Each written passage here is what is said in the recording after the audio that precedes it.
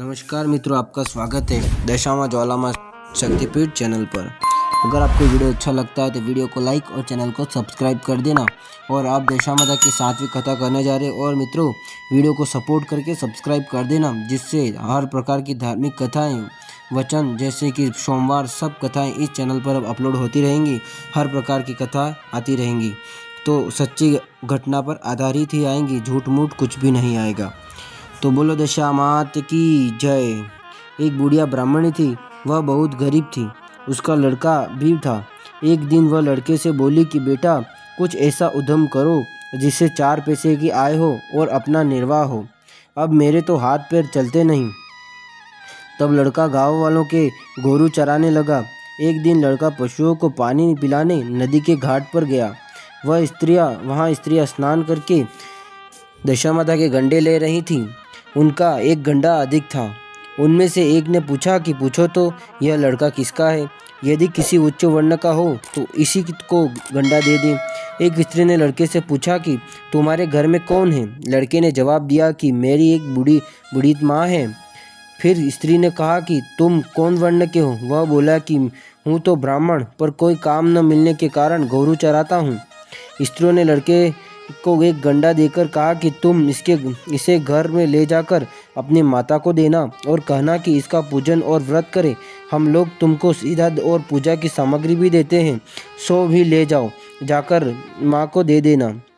लड़के ने गंडा ले लिया। फिर सब स्त्रियों ने उसे सीधा दिया। लड़का उस सामान की गठरी बांधकर घर आया। उसने दरवाजे से ही माता को पुकार कर कहा कि गठरी उतार ले, बोझ से मारा जाता हूँ। माता दौड़ी आई और गठरी का सीधा सामान देखकर वह बहुत ही खुश हुई। उसने लड़के से पूछा कि यह सब कहाँ से लाए हो?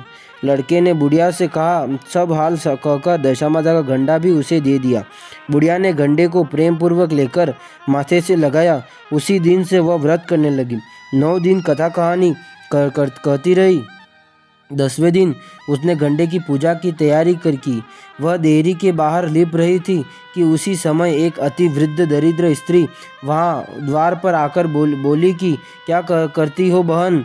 उसने जवाब दिया कि आज मेरे घर दशामाता का पूजन है, इसलिए लिप रही हूँ। तब दशामाता ने कहा कि मुझे बहुत प्यास लगी है, थोड़ा पानी पिला। तब बुढ़िया ने कहा कि मैं तो मिट्टी के बर्तन में पानी पीती हूँ, लोटा लुटिया मेरे कुछ है ही नहीं, तो तुमको पानी दूँ तो कहाँ से दूँ? एक कटोरी ही है मेरे घर में, वह भी न जाने कहाँ पड़ी होगी। जरा तुम ठहरो, कटोरी उठा लाऊं, तब तुमको पानी पिलाऊंगी। बुढ़िया हाथ धोकर कटोरी लेने अंदर गई। तब तक मेली कुचेली बुढ़िया, जो स्वयं दशामाता थी, उसकी घिनौची पर एक सोने का कड़ा रखकर अंतर्ध्यान हो गई।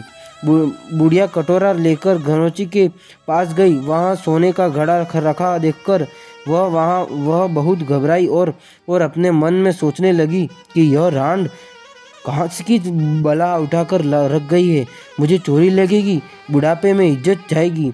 वह इसी चिंता में बुढ़िया की खोज में बाहर निकली। तब तक उसका लड़का आ गया। उसने पूछा कि किससे खोजती हो माँ?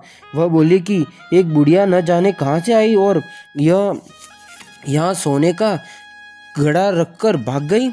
लड़के ने कहा कि वही तो दशामाता थी, उन्होंने यह घड़ा तुमको दे दिया। अब कि जो फिर कभी आए तो उनका अच्छी तरह स्वागत करना और सब प्रकार से उनकी आज्ञा का पालन करना।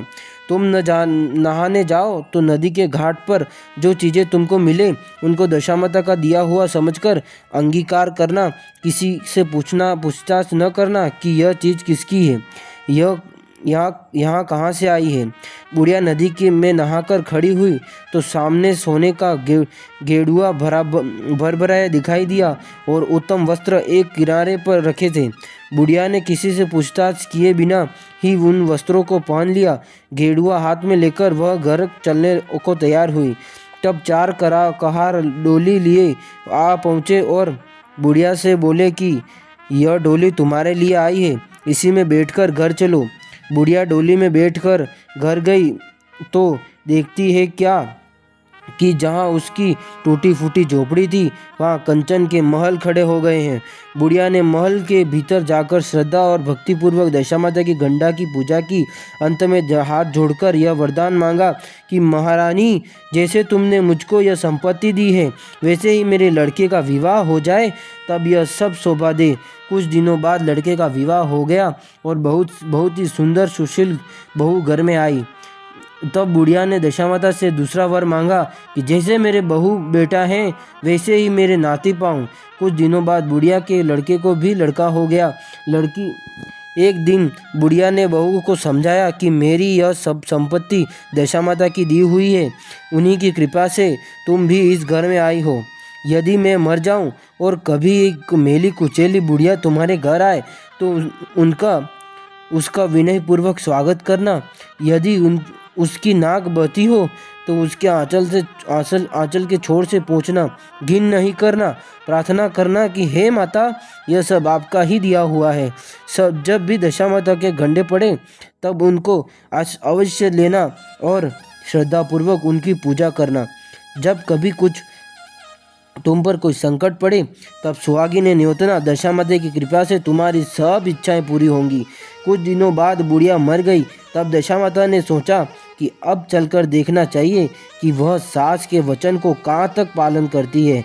अतः वह एक वृद्धा भिखारिणी का वेश लेकर वह उसके घर आई।